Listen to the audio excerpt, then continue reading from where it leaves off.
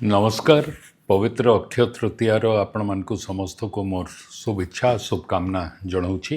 अक्षय तृतीया रु आरंभ हुए चाषी कार्य एवं चाषी होउछन राज्यर समग्र अन्नदाता। मो आपण मानकु आज गोटे कथा अनुरोध करबा पई चाहे।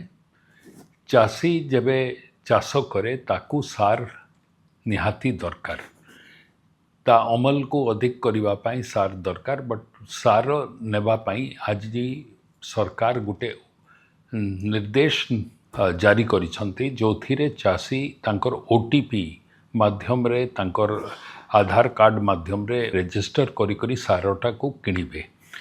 कला बजारी हेबार बहुत आशंका रही जोटा को बंद करबा पई सरकारक तरफ आमे ये पदक्षेप नहीं छु। मो आपण मानकु समस्त को सतर्क करी देबा पई चाहे कि आपण माने निजर आधार किंबा आपणक ओटीपी जोटा जनरेट हेबो सेटा अन्य काहाकू देबे नहीं, जा द्वारा कला बजारी से माने करी परिबे। सार किनिबा समय आपणकू जो रिसीट मिलिबा कथा से रिसीट को आपण माने समस्ते कलेक्ट करिबा दरकार एवं ताकू अन्य काहाकू न देबा पई आपनको अनुरोध। चाषी मानकर पंजीकरण सरकार ए पई करूछन जहा द्वारा जो माने नॉन चाषी से माने आपनको ना व्यवहार करी आपनको सेथिरे तांको सार को नहीं करी कला बजारी करी परिबे नहीं।